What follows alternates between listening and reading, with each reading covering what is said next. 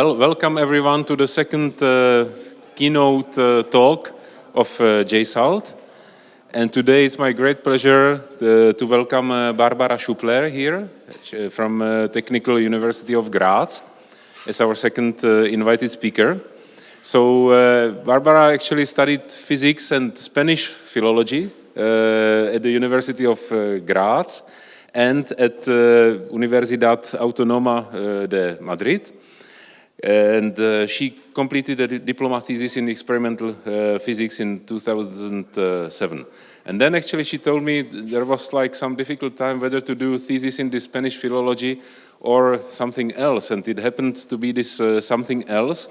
So she joined the Marie Curie network Sounds to Sense. The Marie Curie program, you know, is very important in Europe and it facilitated many exchanges, and also the Esperanto program is under the Marie Curie framework.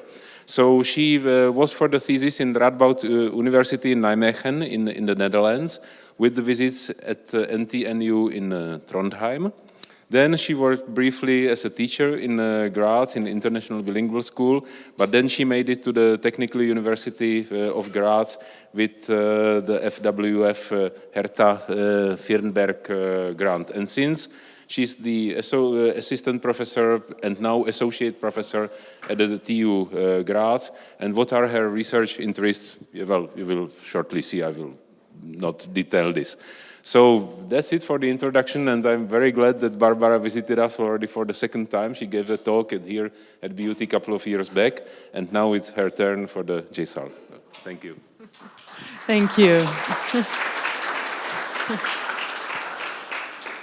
Thank you, Hansa, for the introduction. I'm very happy to be here today, and I will first quickly introduce you to the department at which I'm working, because many of the faces that you see here are co-authors of the work that I will present later.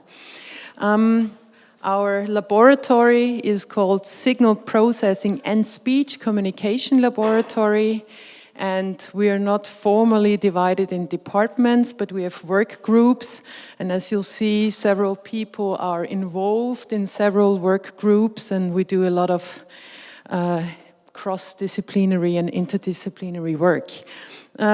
There's the work group on nonlinear signal processing, which currently focuses on models for the ear cells, so with a focus on hearing. Then there's the Intelligent Systems group, which has a strong focus on machine learning, specifically on small models, resource-efficient models, and also industrial applications. And their head is Franz Bernkopf, with whom I also closely collaborate when it's going deeper into machine learning. Then there's the speech group, which I'm represent today, and we are also currently building up a master program within the Unite University network in Austria. In Europe, there's 9 universities from Europe in that program, Speech, Language and AI. The curriculum will start in 2026 for the masters, and then there will also be a graduate PhD school within that. And then there is also a group on audio and acoustics, something very specific in Graz or special, unique in Europe, is that we're educating sound engineers. It's a program together with the University of Arts, where students in their bachelor and in their master program have a full music study, but also a full study in electrical engineering. So also the work in speech that I do has a strong focus on the acoustics of speech, but not only of the speech, but also involving the room acoustics. How can we use this knowledge to improve also technology for acoustics and also inclusive technologies. So you know a bit the group of people you yeah, that I work with in my daily life. And, sorry? Yeah, we included in the faculty team. He's got a permanent contract. It's a fur hat. Fur hat was developed at KTH in Sweden, and fur hat is a social robot that is specifically designed also for research. So it allows us, let's say we use the hardware, but we test our models in interaction. So we test our speech synthesis models, our automatic speech recognition models, our back channeling models directly then with human users in interaction with Furhead. That's why he appears up there on the faculty. We see him as a permanent member of our team. Yeah. Yeah, so on the one hand, my work combines speech technology and communication acoustics. As you've heard from Honza, I also have a linguistics background, and my PhD was together with the Max Planck Institute in psycholinguistics. So what I brought to this department was also a stronger focus on speech sciences. And in today's talk, I will present work from my group where we bridge the speech science and technologies. We won't go that much into the communication acoustics part, but really on the speech science and speech technology part. And from a methodological cycle that I use in my work on a very broad sense, I incorporate knowledge from speech science into speech technology. I use speech technology to create tools for speech science, also using a lot of explainable AI methods so that from the models that we create, we can also learn. And today's talk will be, let's say, on the upper part of the circle. We'll look deeply into what aspects of knowledge are relevant if we build speech technologies, with the specific example of conversational speech, and the methods also are relevant in other low-resource scenarios where you cannot achieve your goals with data alone. And if you're interested more on the down part of the cycle, so how can we create new methodologies and get new insights in speech science, then come to my survey talk at Interspeech. That will be like focusing on that part of this methodological cycle. So, coming back to the title of my talk, focus on conversational speech. So, what is conversational speech? In principle, simply people who are in natural, spontaneous interaction with each other. And both the content of this interaction is spontaneous, but also the interaction style itself. And you'll hear today several examples in Austrian German. I see that you won't understand the content, but I think you will still, from the audio, feel the style that is behind, simply from an interaction, turn-taking point of view. So I'll play a first example. Du gibst mir eh recht. Was tust du denn so? Ja, deswegen finde ich auch diese Diskussion so. Wieso trittst du denn dann voraus? Ja, werde ich schon. Ach so? Ja, Wann? weiß ich noch nicht. Aha. Ja, gut. Hätten wir das auch wieder geklärt einmal. Ja, ich sag's nur immer wieder. Du musst übrigens zu mir in die Wohnung kommen. So you hear many like short utterance there and back, emotional. Oh, but you anyway, you never agree with me. No, like you really, short turns and with emotional tone. And then the thing is, why should we look in this style of speech at all? From the speech science perspective, this is a color code. You saw it also before. Green aspects from speech science, blue speech technology, and brownish, orangey acoustics, room acoustics, communication space. So if we go into natural conversation, we learn more about human speech processing, in interaction, and we need that both in healthy and pathological speech. We need to go into conversational speech to make technologies more robust to everyday situations, and also to improve interaction with social robots. And also we need to go into conversational speech to improve communication spaces for different applications. How can we get people to speak completely, naturally, relaxed, if you want high audio quality? No? If you want to do speech science, you need good audio quality. This is our recording studio. I told you that we're educating the sound engineers. So when it comes to the recording studio, we have everything there prepared. And in that situation, with the perfect audio, we want persons to just calm down and be completely natural. How can you do that?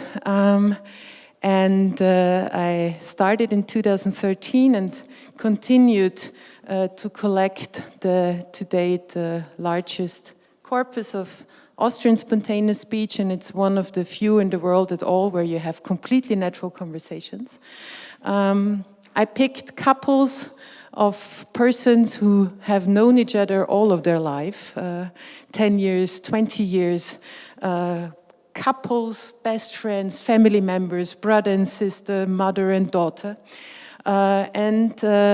I equipped them with all the micros and everything, and I put them together for a full hour in the recording studio, and nobody of the experimenters of the department was present. They were just by themselves.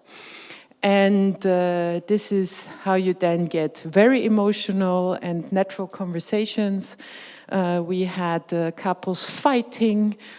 We never have talked so much in the last 10 years as now, where Barbara is putting us together in the closet. Of course, I'm not revealing any of the content related with the names, but this is what you need. No? You need really natural also contents in order to get natural interaction. What we did in the next step was that we took these same speakers some years later, and we paired them together with other persons that they don't know. And we had them do a task, so really task-oriented dialogues, the type of data you find a lot in the literature. And those conversations took place in a scenario with cocktail party background speech, and we recorded that in different room acoustic scenarios. And the scenario looks a bit like this. Also damit, und wenn es irgendwo anders definiert, ja,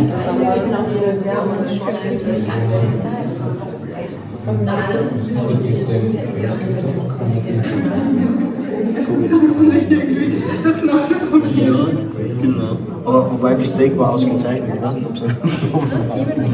Steak. Du kriegst das in kleine Würfel. Trotzdem, da ist das nicht Steak gewesen.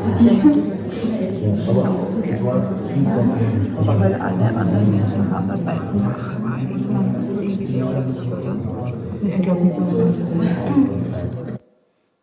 That was the technical setup. Of course, I cannot show you while the people are talking.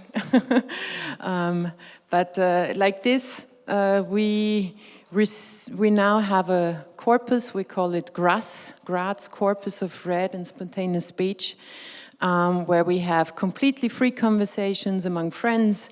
We also recorded them reading, because that's what we need for many tasks, that we also have a read reference. We have them in task-oriented dialogues in different recording scenarios. And like this, we can really do analysis on which aspects or which observations are more dependent on the speaker, him or herself, or on the style, or on the recording scenario. So I think in this respect, yeah, it's a good playground for different types of analysis, and it's also currently used by already quite some institutions worldwide. Also special for the Graz corpus is that we have annotations on many layers. For all annotation layers, we started out with manual annotations and then built tools to automatically annotate the full corpus. On prosody, then of course phonetic segmentation, but also phonetic detail like creak and plosive transitions. We have an orthographic annotation where also we have a specific label set for all the non-lexical expressions like laughters, sighs, etc. On separate tiers, we also have annotated the turn-taking and the communicative functions of the turn-taking, which we specifically need to improve interaction in a social robot setting. And the results that I'll then present in the remainder of my talk, they're all based on the Graz corpus. And at the end of the talk, I'll show you in which other scenarios we tested the methods that we developed.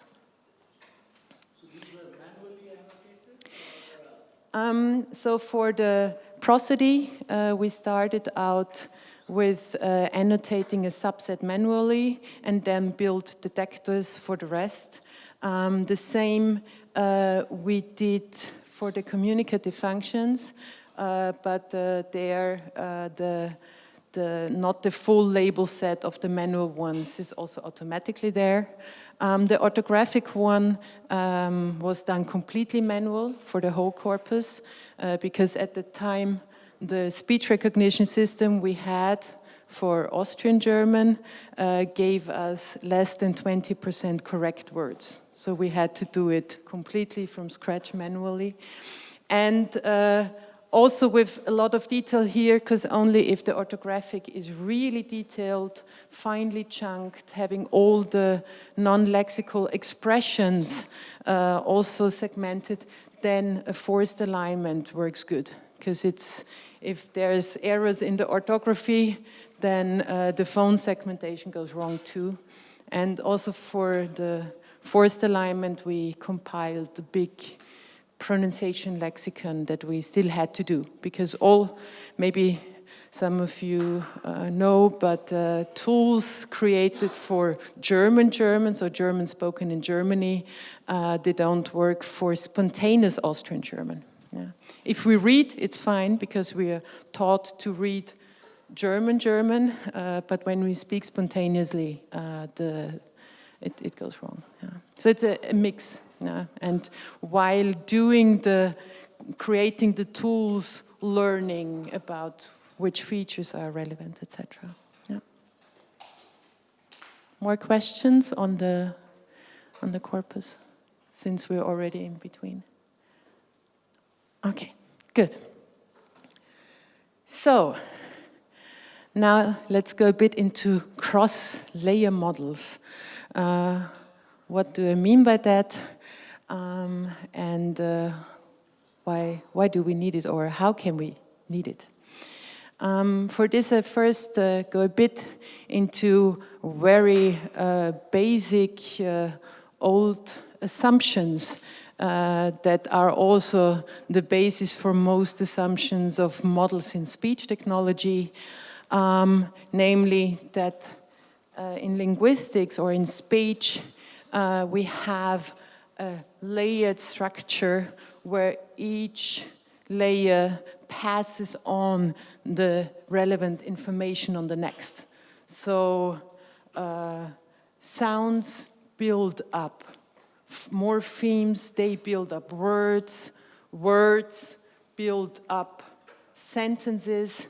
And then together, the sentences, they contribute to the conversation, or in a written form to a paragraph. No? So really this sounds make words, make sentences, make up a larger bit.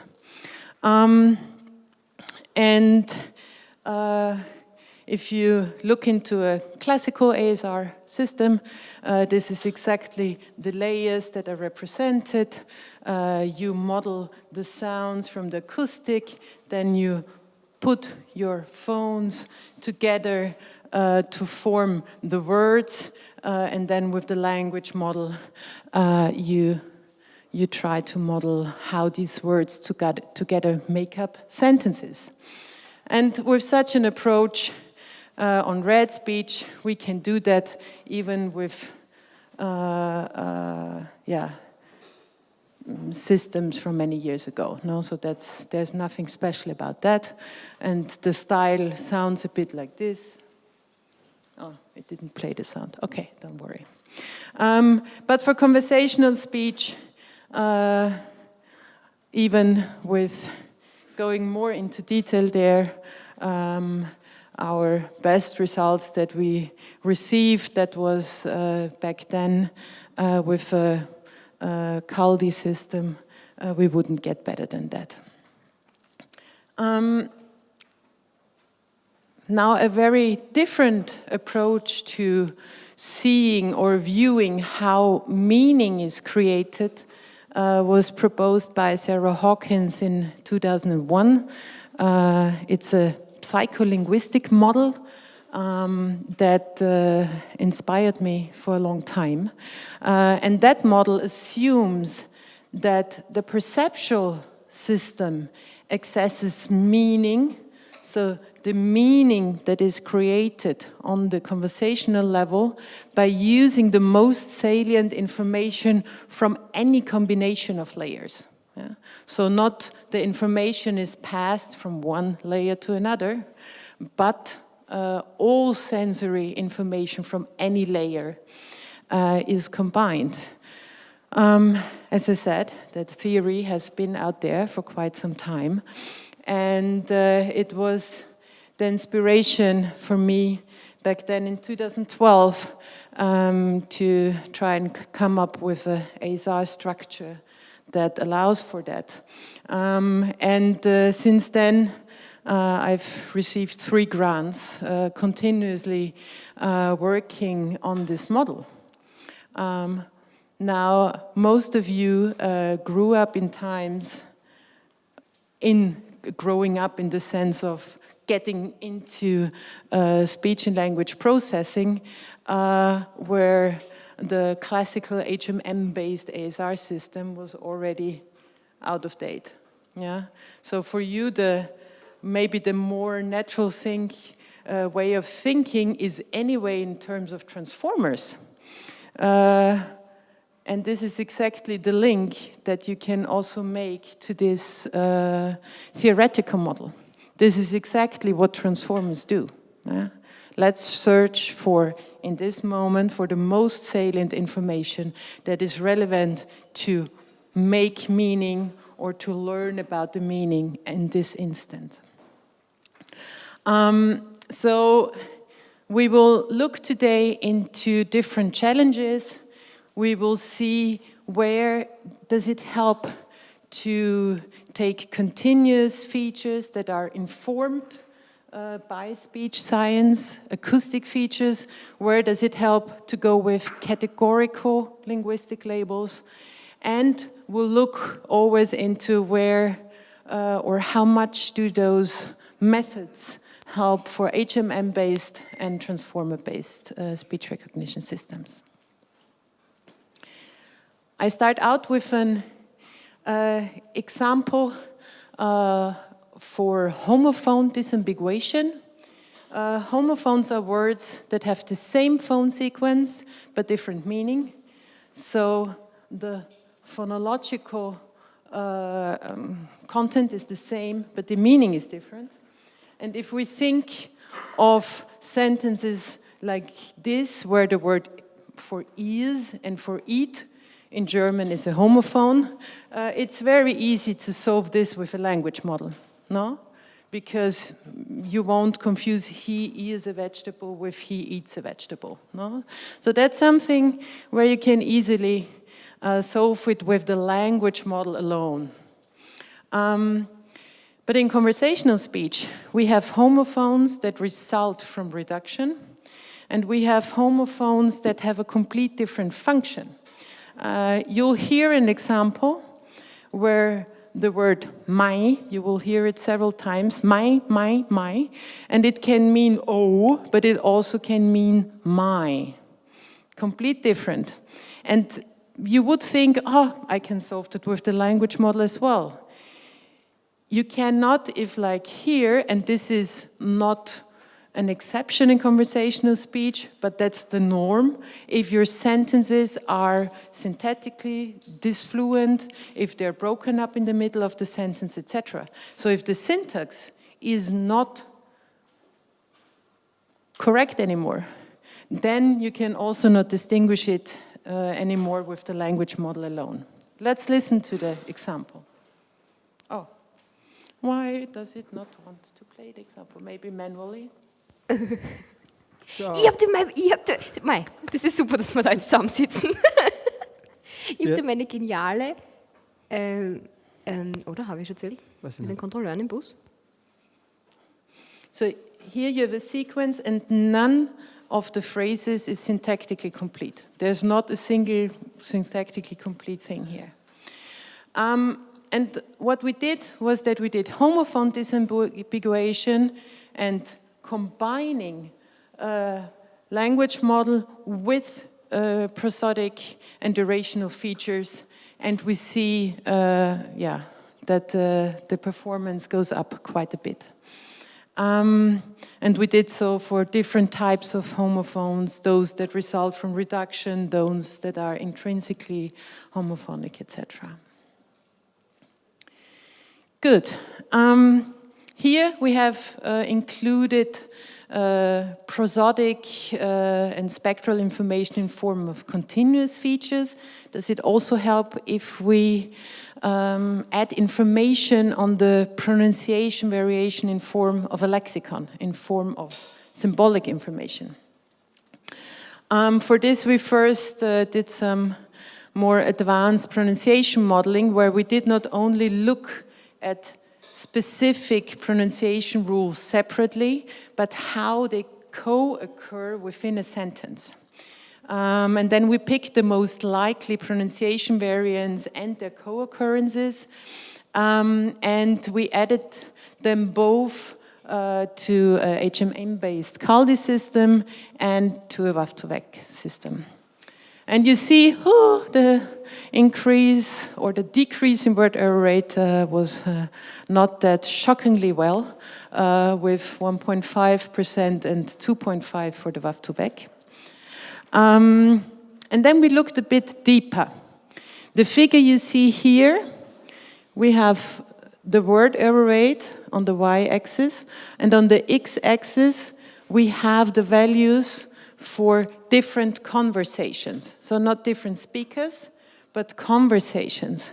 And what you see is that here we have 4 different systems, so Whisper Zero Shot, CALDI, and 2 WAF2VEC based systems, one with the lexical information and one without, that certain conversations, they're always among the best or among the worst conversations. So we thought, what do these conversations have in common if the systems, even though they perform not equally well, struggle with similar things? So we went and did some detailed word error rate analysis. And here you see for the different systems how strong the effect of different properties of the speech affect the word error rates. Pron-LD means pronunciation distance from the standard. Number of tokens is how long are the utterances. This is an entropy measure that relates to the F0 variation, articulation rate, then the language model perplexity, so how surprising is the content that is coming up. And that's also an entropy measure that relates to the RMS. And what we see, and I plotted here separately for short utterances, so up to 5 tokens, and long utterances, you see that different properties are differently impactful or causal to the word error rates of the different systems. Whisper, for instance, struggles much more, the zero-shot system, with pronunciation variation that is there, which Caldi can do much better.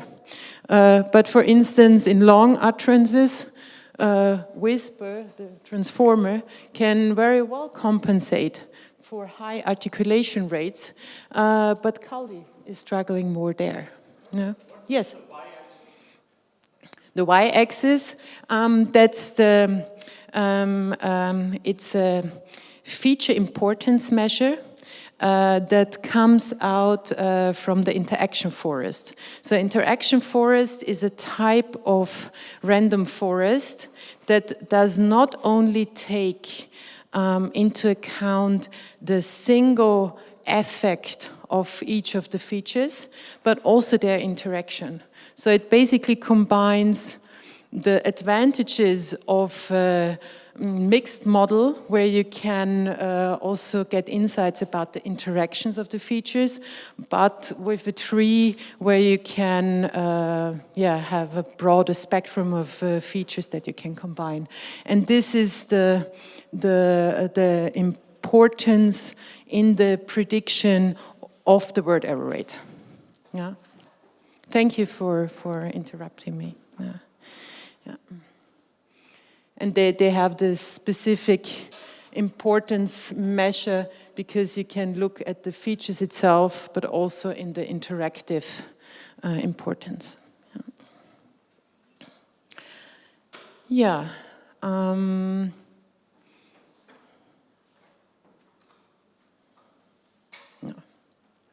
I think you get a feel for that the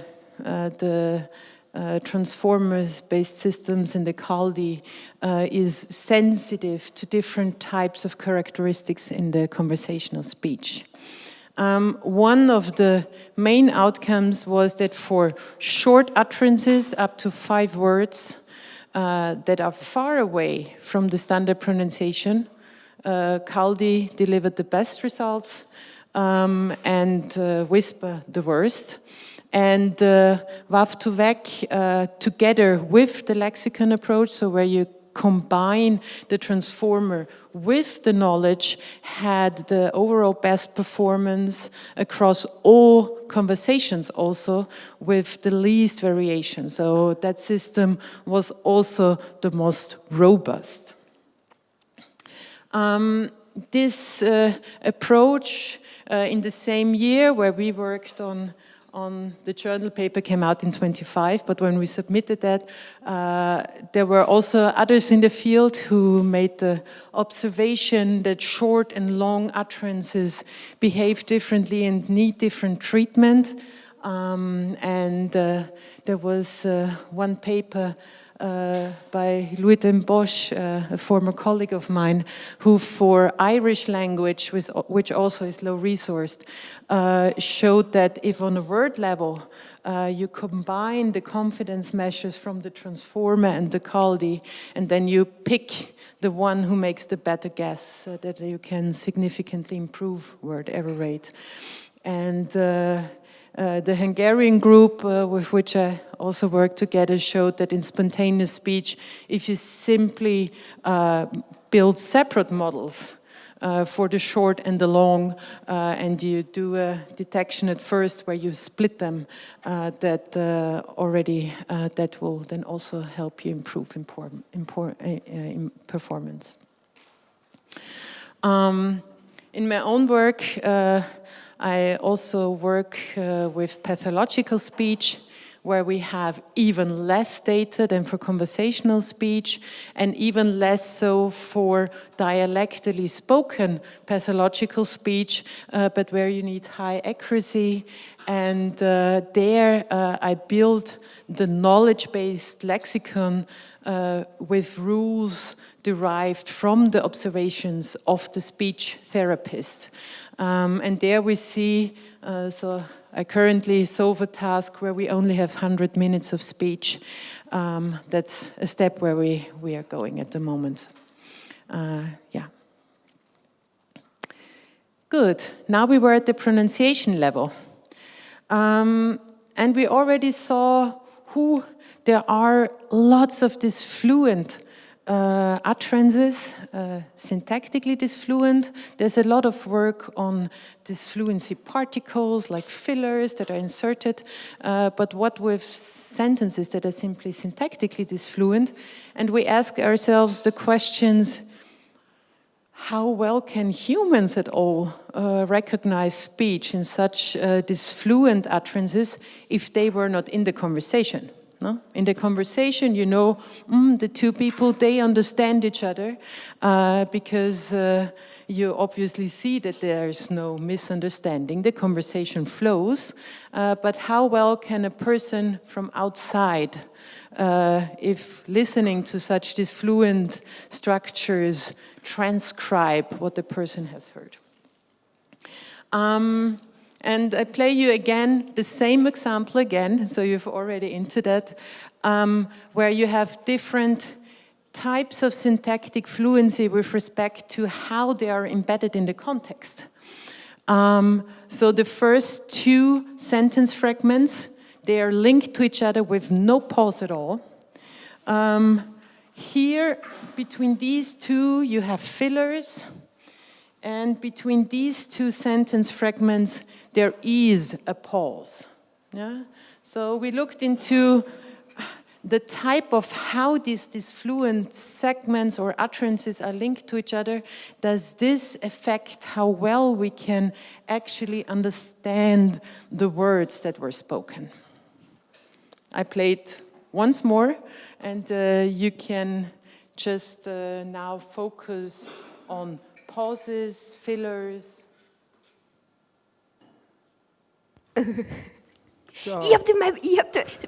Das ist super, dass wir da jetzt zusammensitzen.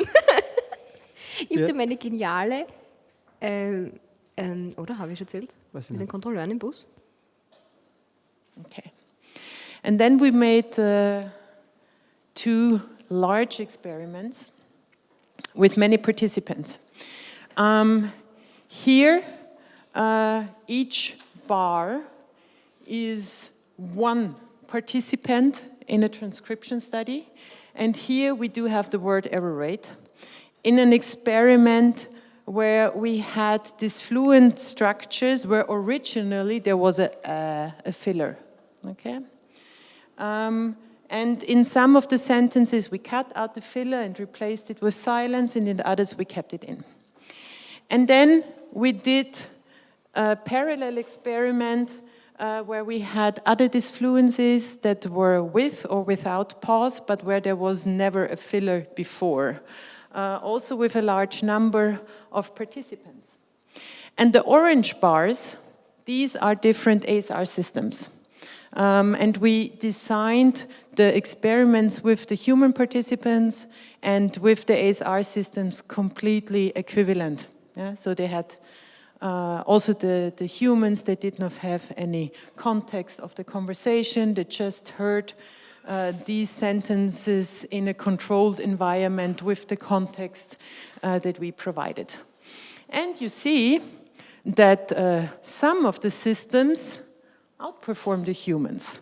But in general, the humans are still better. And what you also see in general, that those sentences where there originally was no filler, so where these fluent utterances are linked without filler, they are in general much harder to transcribe than those that were filler. Yeah. This goes along with some theories from psycholinguistics that also show that to a certain degree of fillers that you insert, that it actually helps speech processing. No? If there's too many, then it becomes disturbing. But if you're at the sweet spot of filler rate, then it actually helps the listener to parse what you have seen, what you have said, not seen. And it also helps ASR systems. What we also observed was that, yes?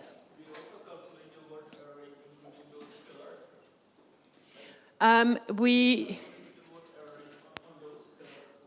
on the fillers not, we excluded.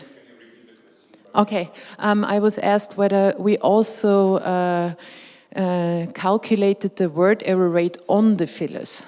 So in this experiment, we excluded the fillers, both for humans and machine, from the transcription, because we were interested in how well are the words around the fillers transcribed. In a different experiment, that's in another paper, we worked on methods on how to better not only transcribe fillers, but also to distinguish them from other particles that are relevant in communication and that do have a communicative function.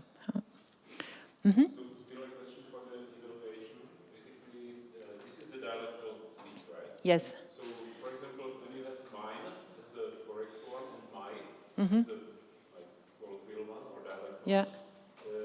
Did you consider an error when someone transcribes mine, or do you kind of harmonize or? So in the context where the meaning would be mine, my, it was only counted as correct when it was transcribed as mine. So with the real semantic form. The thing that we corrected for was when human participants made like small typos. Like those things, we were like, yeah, we accept typos, no? It's because we want to focus on the recognition part, not on the typos. But they also had several practice rounds, and where we instructed them that they like write the orthographical form that represents the semantics of the words, yeah, yeah, and not the phonetics, yeah. Mm-hmm. Okay, one thing that we observed in a deeper analysis when we do a filler already before we get a bit slower. So this is something that also helps recognition, because the filler also makes us already speak slower before, whereas in these disfluent contexts, people would continue with a constant speech rate. We then looked further into which aspects of speech are difficult, and this is now a bit overwhelming. It's the output from a conditional inference tree. It's a tree-based method based on statistical criterion, so it would only make splits if there is a highly significant effect of the variable in consideration. And what you see down here are pots with a certain number of tokens, between 100 and 2,000, 4,000 tokens, and the word error rate on that split. And In general, I'll split it in two parts. On this part of the tree, you see all the things that are equally difficult for both humans and ASR systems. And that's in orange if the pronunciation variation is very strong, so very far from the standard, here called pronunciation distance.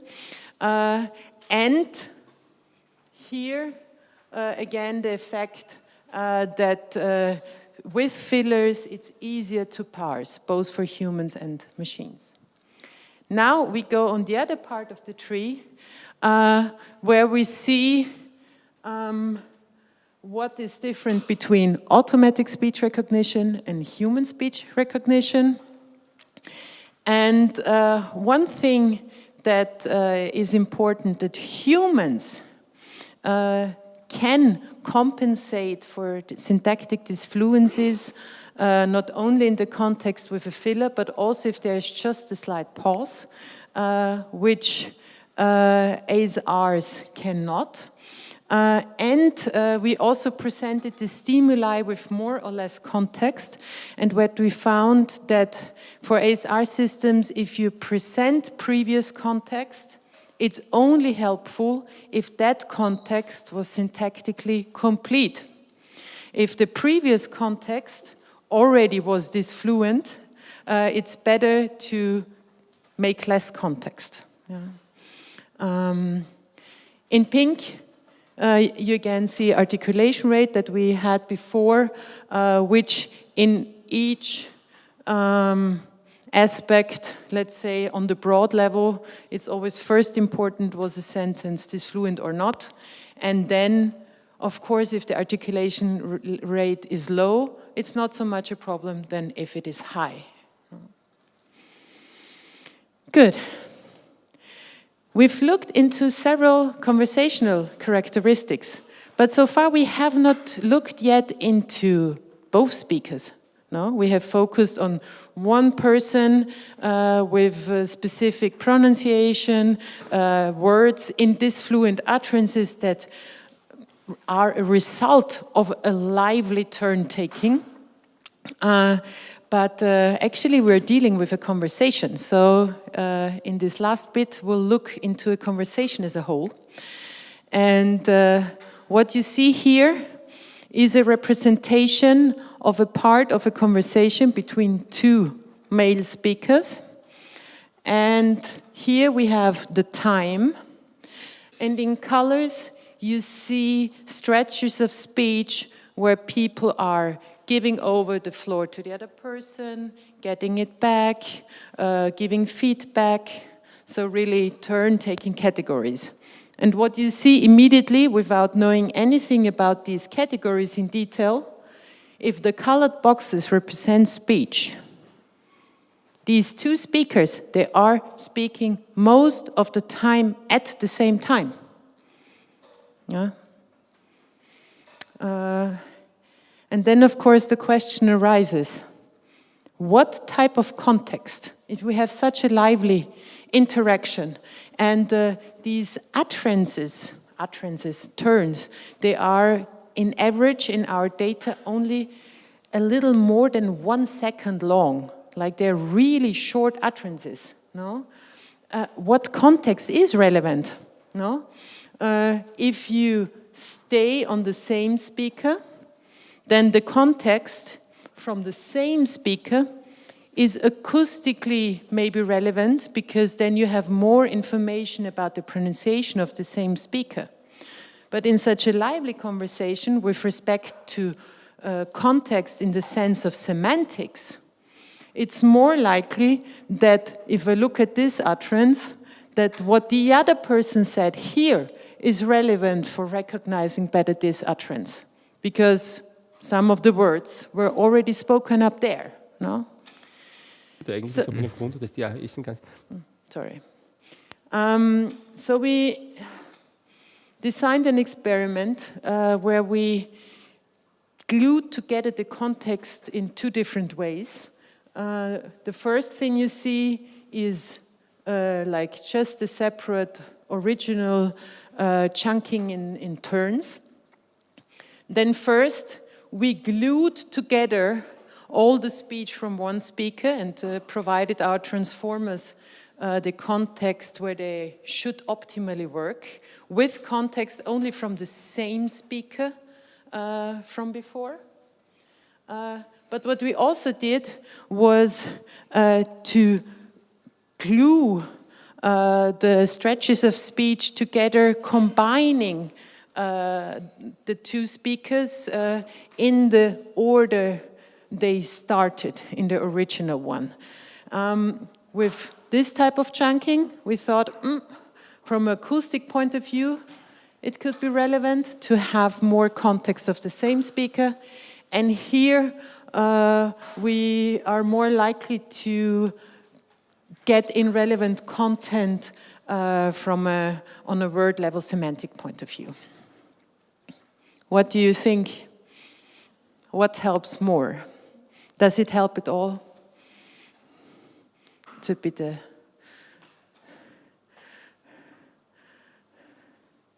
what would be your guess?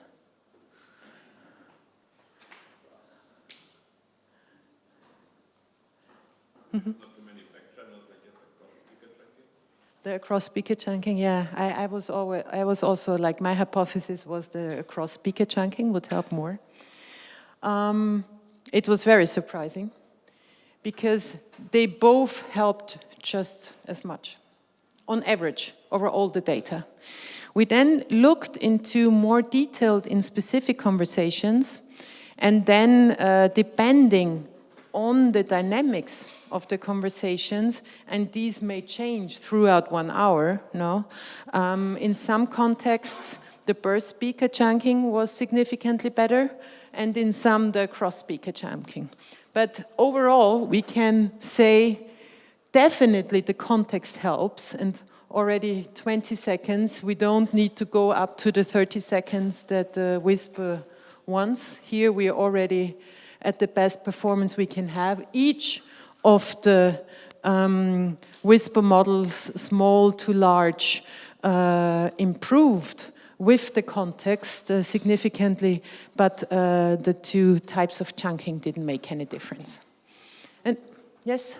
In the case C, when you were basically altering the speakers, you got an audio that was longer than the original, because there were many of these speakers. Yes, yes, yes. And you had separated audio, yes. we had some label mics. Yeah, we had on 2 different channels, yeah. Okay. Yeah. Yeah, this type of experiments you couldn't do if you don't have the database at the beginning. So, of course, I didn't know back then that I will need that, but yeah, it offers some opportunities. We then also looked into if you already have fine-tuned models, how much do they improve with these types of chunking? And the improvement for fine-tuned models is not very large. No? This is like, that's as much as we also got of improvement with the pronunciation distance. But if you don't have a database for fine-tuning, then having the optimal context can basically get you with the zero-shot system already to the same performance. So, in which other application? Yes? The context was 20 seconds? We tested, so that was the original IPU chunking, and then we increased the context. We said we want a minimum of 5 seconds, a minimum of 10 seconds, 15 seconds. And so all of these values here we made experiment with, and this was, let's say, the optimum, or where you say with 30 you need much more computational resources than with 16, yes, 16 kilohertz, yeah, yes. But the recordings originally were in 48, yeah. Another question, if you combine these segments, yes. You took 20 seconds out of that. Yes. Just one speaker, you took also 20 seconds out of the single speaker. For the single, like on let's wait. For the single speaker, you would never get 20 seconds with speech from the single speaker. So we would concatenate, so it would maybe cover even 40 or 50 seconds in the conversation. So we concatenated speech until we had 20 seconds of speech from that speaker. Yeah. So it could be that that was from further away in the conversation. Yeah. Yes? So if you do something special for this special fractional detections, where you just have the detection, you say, yeah, keep on talking, or... They are labeled as back channels, and they were included here as back channels. We don't take them out, but they're labeled as back channel. And I think like with the fillers, in the context, they are also helpful. Yeah, yeah. In a separate work, we specifically focus on predicting the timing of back channels, and also in the conversational context. But in our ASR systems, we have a very detailed back channel annotation, and we simply learn the back channel labels like words. No? So they're really learned like a word item or word token. Okay. Good. Then I get towards wrapping up. In which are the contexts? Because today I focused all on experiments from one database with lively conversations. Where can we use these methods as well? As I already said throughout the talk a bit, we need these methods also when we deal with pathological speech. At our department, we are building assistive technologies, for instance, for people who have a cancer on their articulation organs, and those, especially when dealing with children and with elderly who cannot switch anymore to the standard, because this is what happens. Children speak the local language and not the standard that they learn at school. And also elderly people, especially those with dementia, they return back to the dialect and lose that level in between.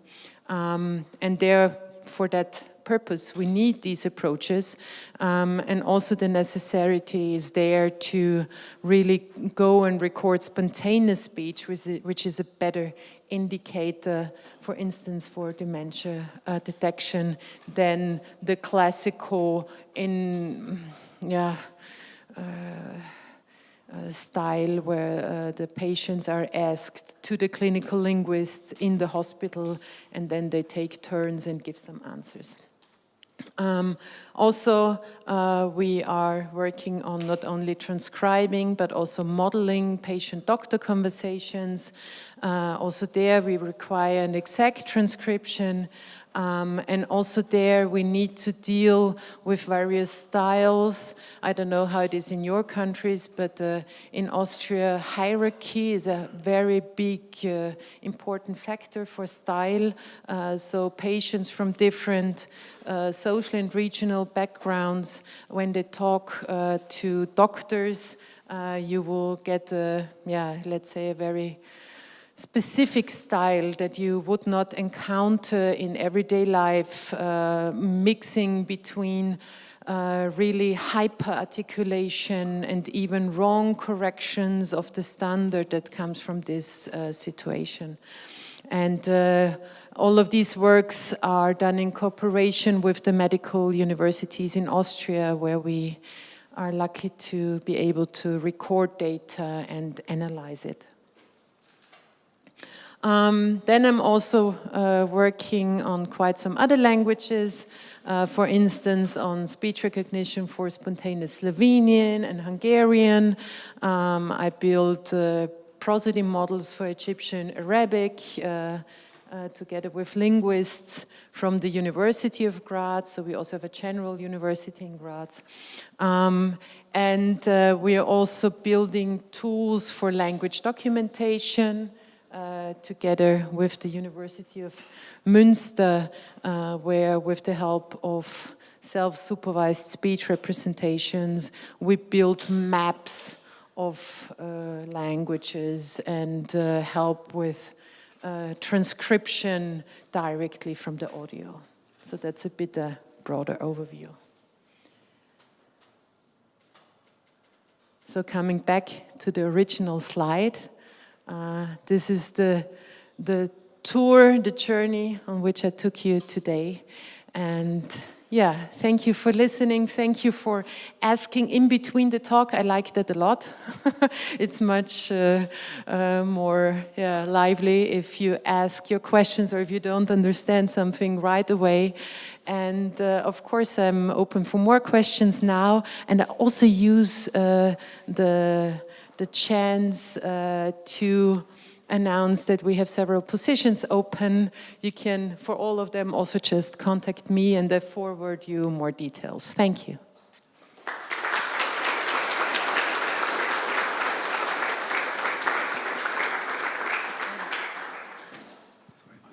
This one. Okay, guys, well, questions?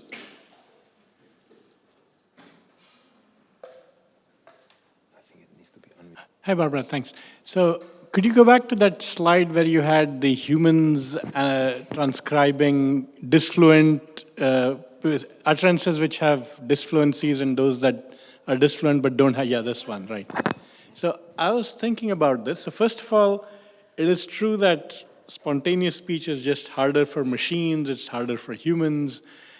And my thought was, what is the role of the disfluency in the left side, which makes it easier for the perceiver in this case to understand, transcribe what's said, and on the right side. And I was wondering whether there's a production side story to it, meaning the disfluency was there because the speaker was trying to maybe find the right word or do something like that.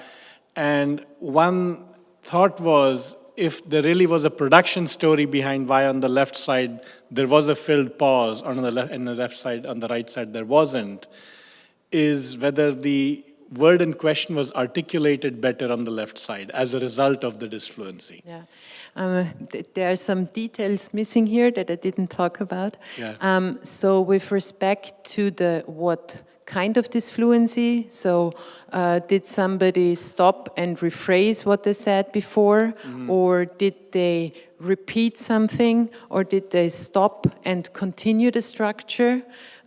This was the same in both. Okay. So like with respect to, like we distinguished 4 types of disfluencies, and we searched for those structures with the help of the communicative functions annotations that we have in contexts with and without filler in between. So the type of, or the original cause for the disfluency, is it a content planning or simply a thinking pause, but I don't need to rephrase what I said before? This is the same in both. But what we observed, and I think this is really the main reason, is that around the fillers, we go much slower. This was really the only main difference also, because we looked into, is the pronunciation distance big in the one? Do they do more reductions? So on the tree, you saw this measure for pronunciation distance. We have one that only, like one pronunciation distance that only looks at the reduction degree, how many deletions were there, and another one where it looks at the deletions and the deviations from the standard, and it was the articulation rate. It was that was really the only clue that we found. Yeah. Okay. So in some sense, the disfluency results in better articulation of the next symbol? Okay. Yeah, the explicit disfluency. Yeah. Okay. Yeah. Okay. And they were the same, because the data was drawn from the same corpus. But of course, the participants were not exactly the same, but they were from similar, let's say, sociolinguistic background. So these 50 people here and the 40 people there were not the same individuals who participated in the experiments. Yeah, so. No, so this is what is interesting about spontaneous speech. I've noticed that good speakers don't necessarily have fewer disfluencies. Somehow their disfluencies are easier to ignore. Exactly, yes. And the ones whose disfluence were not very good at it, you hear the disfluencies and it interrupts your processing. So we also made another experiment where we did not look into the word level recognition around the disfluencies, but we just asked participants in the experiment to rate how well did you understand the content of the sentence, just on a scale, how clearly was it pronounced, and did you perceive it as disfluent? And in that experiment, we took 5 different types of disfluency particles and no particles, and their M was the most accepted.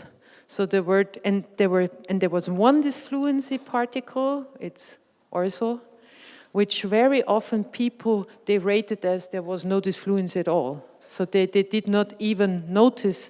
And with some speakers, like they did not even see any disfluency, no? I mean, they were not expert people, but lay people, but like just to get a clue about what is disturbing and what is not.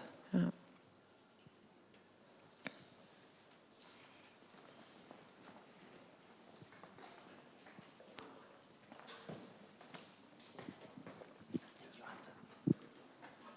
You mentioned a little earlier about pathological speech. I was wondering if you had like just more metrics on how like disfluencies as well as like the turn taking, how they differ between healthy speech and pathological speech. Because like models like these could very well likely be used as like, you know, easily improve life for people who have dysarthritic speech or whatever. The works that I did on pathological speech was mainly on speech pathologies that really affect the articulation, but where the language system is completely intact. So the disfluencies that occur are the same as for healthy persons from a language point of view, but the articulation is shifted. So for instance, with dysarthric speech, the speech rate in general is much, much slower. But of course, also then, if you speak spontaneously, you have planning problems. But the deviations from typical speech stem more from articulation than from speech planning. With dementia, which is not pathological speech, but their speech production is simply an indicator of the disease. There you see a lot of effects, mainly on the planning effect and not on the other speech characteristics. With higher frequency of fillers, etc. The problem there is always to like, where is normal? To what do you compare it? And what we hope is that maybe in 10 years' time, people will all have recordings from themselves from the times where they were still healthy. So, because it's very speaker-specific how many disfluencies you make and when it starts to be a prolonged processing thing. Does that answer your question? Yeah. Yeah.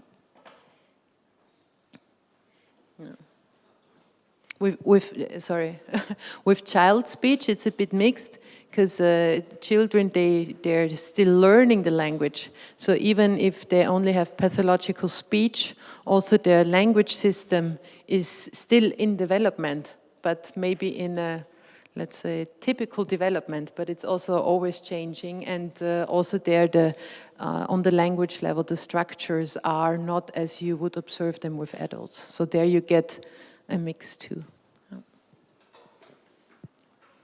I wanted to ask you a small question about the analysis tools, because I loved your analysis, like with the trees and with the statistical significance and stuff. So is that yeah, yes. For example, this one, is this some standard tool, or was it written in your group? Or the conditional inference trees, among the linguists, they've been in use for quite some time. You find libraries for R, and if you want to dig a bit into theory and how to implement them. I can open it. Thank you. Then go in the literature from Levshina. And it's really for analysis. So you put in all the data you have. You don't do a train and test set. And it's the nice thing is you can really prevent it from overfitting, because you can declare the minimal portion of data that you want in a split. So you can say at least 10% or 5% of the data needs to be in one split. You can give the minimum size of tokens that you want in your pot, because you don't want for 5 tokens a separate pot. Yeah. And you can also define the significance level. So here we had a lot of tokens. We took the highest significance level. But then if you want to also look into some minor effects, then you can lower the significance level. And you can mix categorical and continuous features. And also if they're correlated, it's not a problem for the model. And the other one that I showed, it's wait, it's an interaction forest. That one is really a new method that was published in 2022 in a statistics journal from a group from the Ludwig Maximilian University in Munich.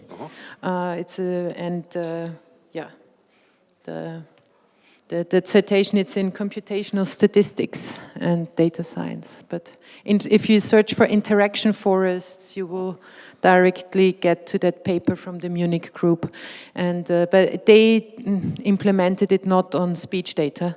So we needed quite some time to find out when it is stable, because they have much larger data sets, also with application cases in financials, etc. This method I found on the search for wanting to depict interaction methods. I did not show it here, but it also gives you the opportunity or the chance to make interaction plots where you find sweet spots. So you can really statistically see, for instance, where is the best recognition on the articulation rate and pronunciation distance space, or how long can I compensate with the language model, as long as which acoustic characteristics of the speech are given. So but I did not develop these statistical methods myself. I only applied them. Okay, Fethi. Thank you for the presentation. Just one of the application you mentioned is Egyptian Arabic prosody. So could you please elaborate on this and give more details?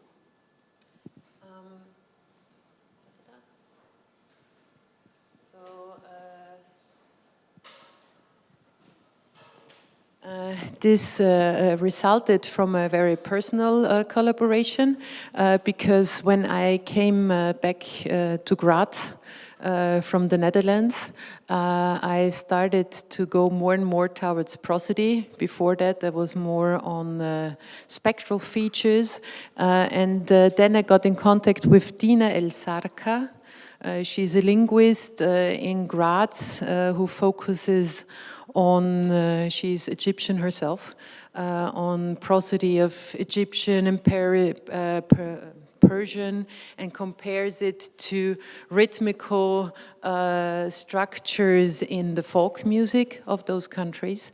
And we kind of found each other as the perfect match because she was deep in the prosodic theory, and I had the computational and statistical background to actually prove her theories then in the data. And she collected spontaneous conversations between Egyptian speakers. And what I did there in the focus on that work was to, so if you think, or the production experiment was with a focus on learning more about information structure. So how, with prosody, do we signal new content that is known among the speakers, content that is neither given nor new, so really in an information structural point of view. And I built the prosodic models to predict the information structure behind sentences. So really on an utterance level, pragmatic level. That's the work that I did there.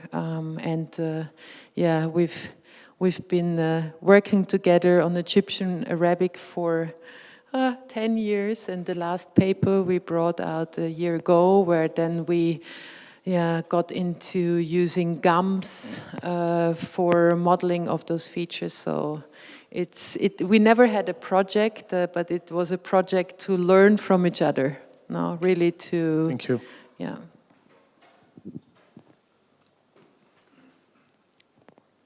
Anyone else? Well, if not, we have a lunch waiting us in front of the lecture room.